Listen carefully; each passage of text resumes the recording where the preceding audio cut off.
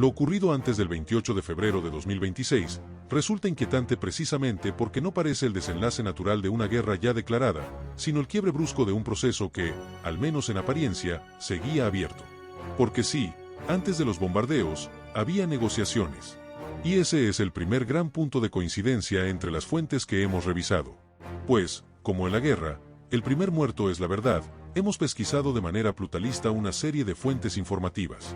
Entre otras, la agencia internacional de noticias Reuters, la arábiga Al Jazeera y las iraníes Press TV, IRNA y Tehran Times, las cuales convergen en algo esencial. Durante febrero existió un canal diplomático activo entre Estados Unidos e Irán, mediado por Omán. No era una mesa tripartita formal con Israel negociando directamente con Irán. Israel aparece más bien como un actor decisivo desde fuera, presionando, condicionando, empujando. No sentado en la mesa, pero sí influyendo sobre ella. Hasta ahí, la coherencia entre relatos es fuerte. Los contrapuntos comienzan cuando se intenta interpretar esa negociación. Reuters la presenta como una diplomacia rodeada desde el inicio por una amenaza militar creciente. Es decir, sí había diálogo, pero también portaaviones, ultimátums y señales de que Washington no estaba apostando únicamente por la vía diplomática. Los medios iraníes, en cambio, cuentan otra historia. No niegan la tensión, pero retratan a Irán como una parte seria y dispuesta a negociar, mientras presentan a Estados Unidos como el actor que contaminaba la mesa con exigencias excesivas y con la sombra permanente de la fuerza. Al Jazeera se sitúa en un punto intermedio. Reconoce la gravedad del contexto, pero deja más espacio a la idea de que la negociación seguía siendo real y de que, incluso muy al final, todavía existía una salida diplomática posible. Y allí aparece el verdadero nudo del problema, ¿qué se estaba negociando exactamente? Porque las conversaciones no chocaron simplemente por falta de contacto. Chocaron por su contenido. Según Reuters, Washington quería discutir no solo el programa nuclear iraní, sino también los misiles balísticos y la red de aliados armados de Teherán en la región. Irán, en cambio, quería limitar la conversación al expediente nuclear y al levantamiento de sanciones. Aquí vuelve a repetirse un patrón que se mantendrá hasta el final. Los hechos básicos coinciden, pero su significado cambia. Para Reuters, esa diferencia era un bloqueo estructural. Para Press TV, en cambio, era casi una señal de firmeza diplomática iraní. Teherán habría logrado impedir que se ampliara la agenda. A lo largo de la primera mitad de febrero, sin embargo, las conversaciones continuaron. Y eso importa mucho, porque desmiente la idea de que todo estuviera roto desde el principio. Omán siguió mediando. Hubo rondas indirectas. Hubo declaraciones públicas que permitían pensar que el diálogo seguía vivo. En esto vuelve a haber una coincidencia robusta entre Reuters, Al Jazeera y los medios iraníes. Nadie describe ese periodo como una farsa total. Todos aceptan que había contactos reales. La diferencia, otra vez, está en el tono. Reuters observa esos avances con desconfianza, como si cada paso diplomático ocurriera sobre suelo minado. Los medios iraníes los presentan como la prueba de que la negociación podía funcionar si Washington actuaba con seriedad. Al Jazeera conserva una posición más ambivalente, no celebra demasiado, pero tampoco da por muerta la vía diplomática. Y entonces llegamos al tramo decisivo, la semana previa al ataque. Hacia el 20 de febrero, Reuters endurece claramente su lectura. Empieza a describir una región que se desliza hacia la guerra, no solo por los desacuerdos sobre enriquecimiento, sanciones y misiles, sino porque la acumulación militar estadounidense ya era demasiado visible y porque Israel aparecía preparándose para una posible acción conjunta con Washington. Ese punto es crucial, porque confirma algo que también se ve, aunque con otro tono, en el resto de las fuentes. La diplomacia y la amenaza militar avanzaban al mismo tiempo. Y esa es una de las coherencias más perturbadoras de todo este episodio. No tenemos, por un lado, una negociación pura, y por otro, una guerra que cae del cielo. Tenemos ambas cosas desarrollándose en paralelo. Luego aparecieron también ciertos gestos de flexibilidad. Tanto Reuters como medios iraníes dejaron entrever que Irán estaba dispuesto a explorar fórmulas intermedias, menos acumulación de uranio enriquecido, más monitoreo, mecanismos técnicos de control. Aquí vuelve a surgir una coincidencia importante. Irán no parecía completamente inmóvil. Pero el contrapunto regresa de inmediato.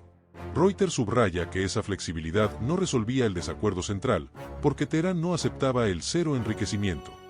Los medios iraníes presentan esa misma flexibilidad como prueba de responsabilidad diplomática. Y así llegamos al 26 de febrero, probablemente el día más importante de toda esta historia antes del ataque. Ese día tuvo lugar en Ginebra una ronda larga, seria, extensa. Y aquí la convergencia entre fuentes es especialmente fuerte. Reuters habló de avances significativos, aunque sin acuerdo final. Al Jazeera la describió como una ronda seria. Press TV la presentó como una de las mejores y más largas hasta entonces. IRNA también habló de progreso y de continuidad técnica.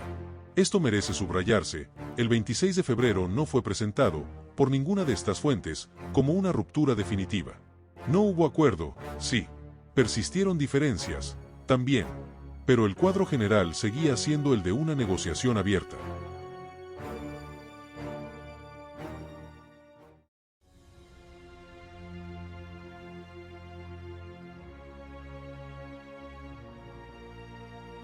Lo que ocurrió desde el 28 de febrero de 2026 ya no pertenece al terreno de la amenaza, sino al de la guerra abierta. Y, sin embargo, incluso aquí, lo más revelador no es solo la secuencia de bombardeos, represalias y mediaciones, sino la forma en que distintas fuentes describen una misma realidad con sentidos profundamente distintos. Y por eso conviene decirlo desde el comienzo, somos pluralistas.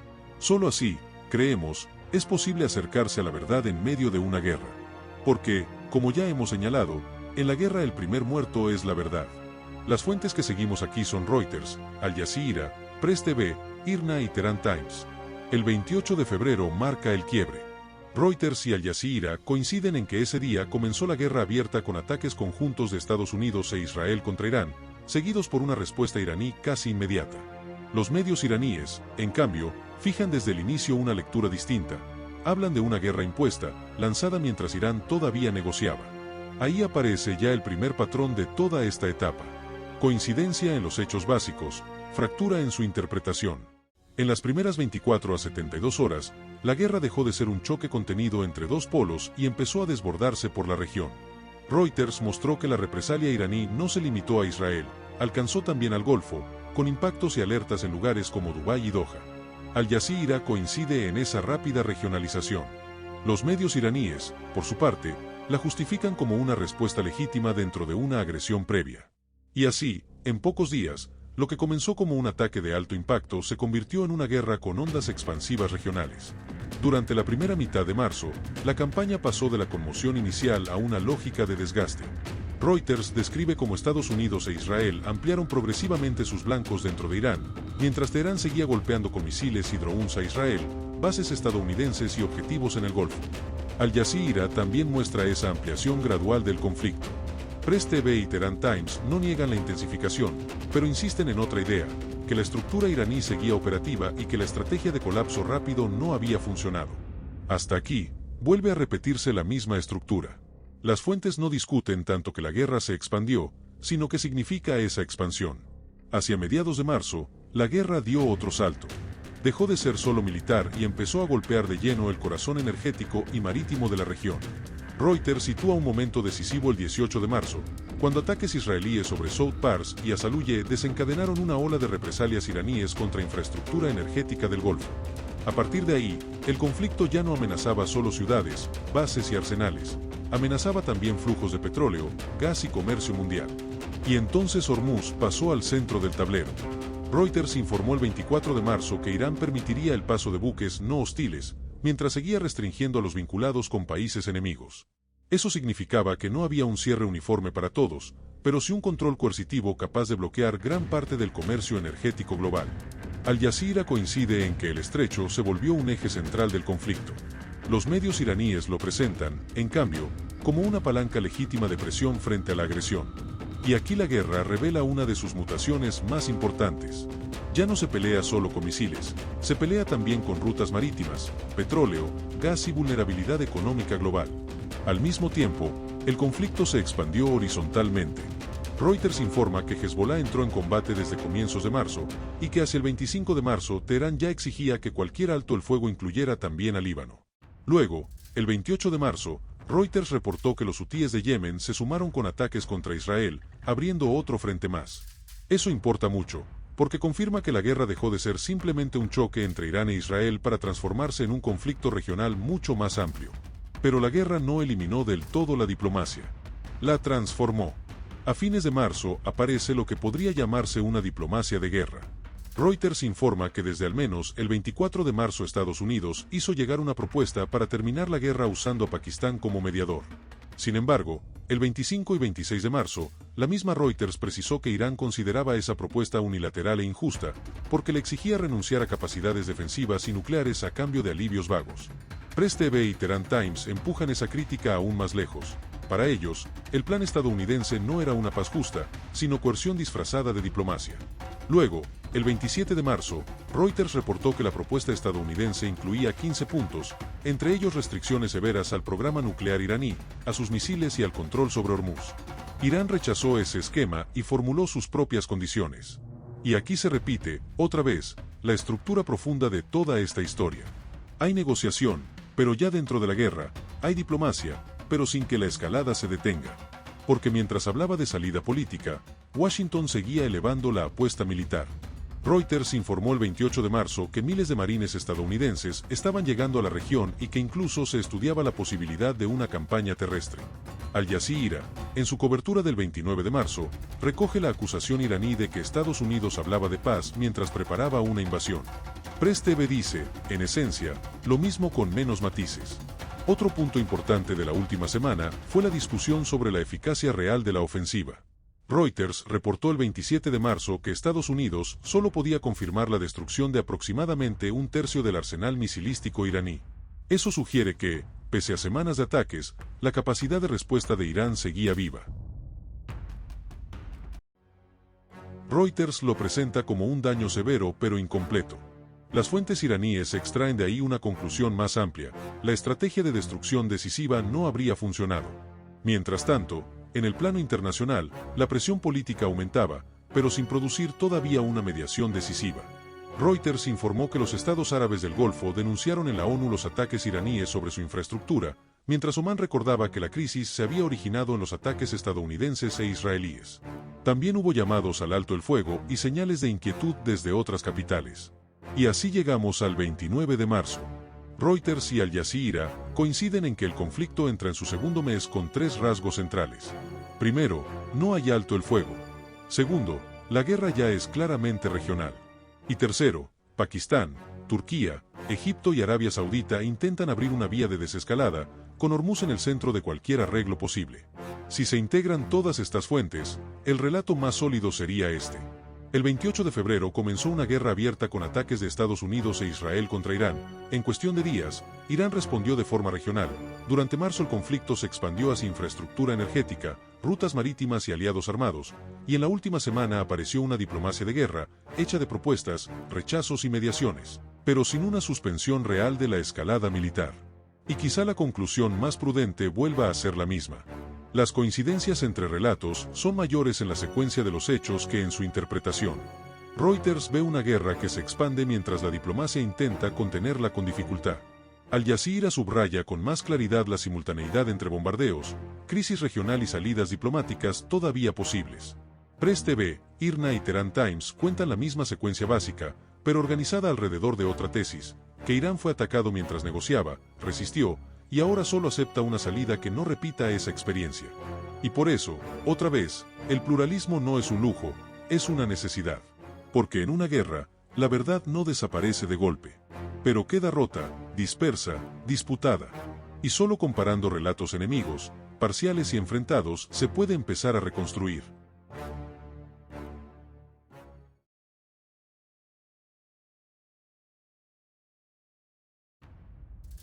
Lo ocurrido antes y después del 28 de febrero de 2026 puede leerse como una crisis militar contemporánea. Pero también puede leerse a la luz de tres grandes pensadores de la guerra y del poder: Sun Tzu, Maquiavelo y Clausewitz. Sun Tzu fue un estratega chino de la antigüedad, tradicionalmente situado entre los siglos VI y V a.C. Su obra, El arte de la guerra, sigue siendo uno de los textos fundamentales sobre estrategia, engaño, cálculo y victoria sin desgaste innecesario. Nicolás Maquiavelo fue un pensador y diplomático florentino, italiano, que vivió entre 1469 y 1527, en pleno Renacimiento. Es uno de los grandes teóricos del poder porque analizó sin ilusiones morales cómo se conquista, se conserva y se pierde el Estado. Karl von Clausewitz, por otra parte, fue un general y pensador prusiano, nacido en 1780 y muerto en 1831. Vivió bajo la sombra inmensa de Napoleón, vio cómo el corso transformó la guerra en un fenómeno mucho más dinámico, más brutal y más ligado a la política de los estados. Impresionado por ese terremoto histórico, Clausewitz intentó comprenderlo y elevarlo a teoría. Si se observan los hechos concretos del 28 de febrero y de las semanas posteriores, estos tres autores ayudan a ver algo más profundo que una simple sucesión de bombardeos y represalias. Porque el problema no es solo que hubiera guerra. El problema es cómo comenzó. Hasta el 27 de febrero, las fuentes más distintas coincidían en algo esencial: la negociación seguía viva, aunque frágil.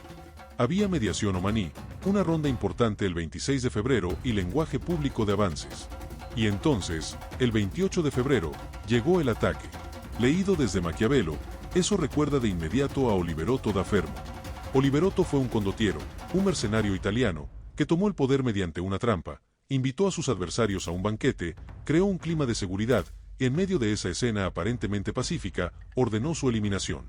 La esencia de ese episodio no es solo la crueldad, sino el uso del marco de trato y seguridad para volver más eficaz el golpe. Eso vuelve especialmente inquietante el 28 de febrero, porque el ataque no llegó después de una ruptura clara y definitiva de las conversaciones. Llegó en medio de una escena donde todavía subsistía, al menos formalmente, la lógica del diálogo. Y ahí la analogía con Oliverotto adquiere fuerza. No se trata solo de decir que hubo perfidia. Se trata de advertir que la propia existencia de la negociación pudo haber servido como anestesia táctica, mantener a la otra parte todavía calculando dentro del lenguaje diplomático, todavía esperando una continuación, todavía sin asumir del todo que la fase siguiente sería el bombardeo. En ese punto, Maquiavelo y Sun Tzu se tocan. Sun Tzu sostiene que toda guerra se apoya en el engaño. No porque todo sea mentira, sino porque el arte de vencer exige manipular la percepción del adversario, hacerlo leer mal el momento, el riesgo y la intención. Desde esa óptica, el ataque del 28 de febrero se parece a una operación de zorro antes que de león.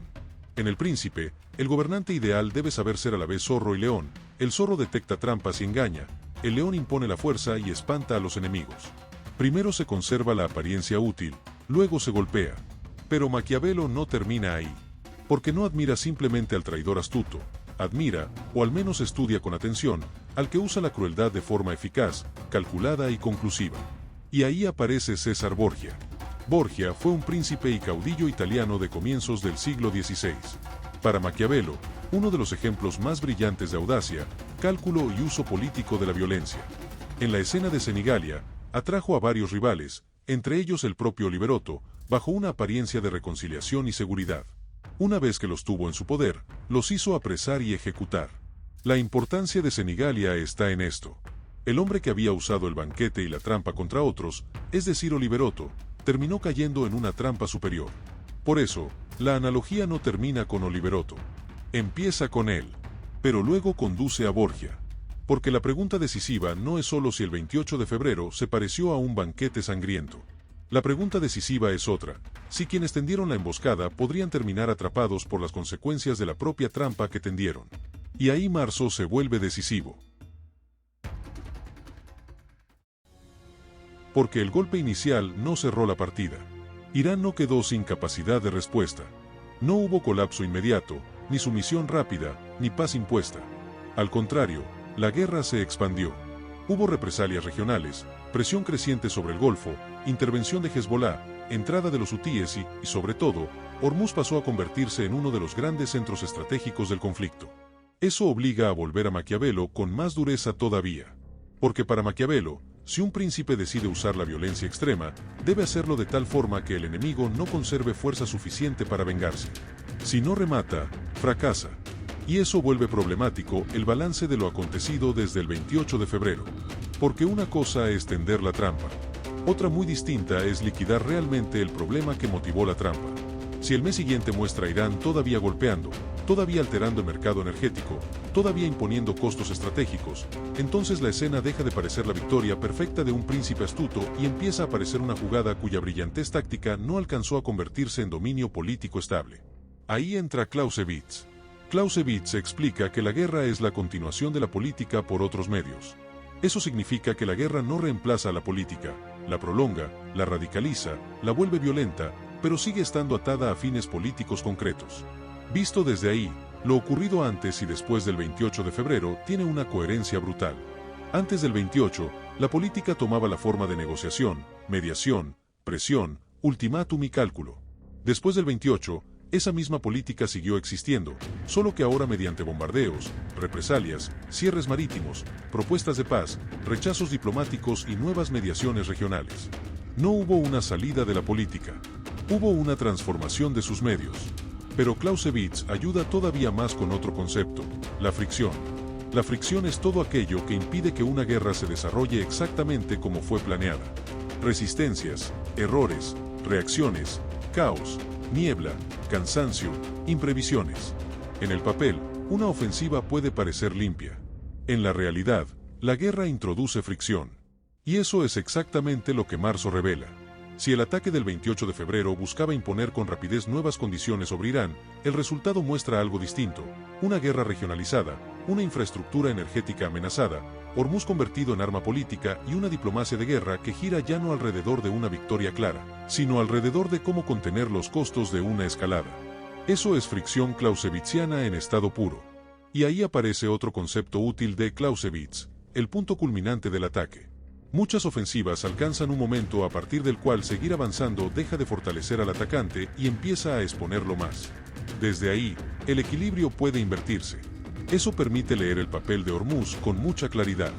Cuando Irán logra convertir ese espacio en palanca estratégica, desplaza el centro de gravedad del conflicto.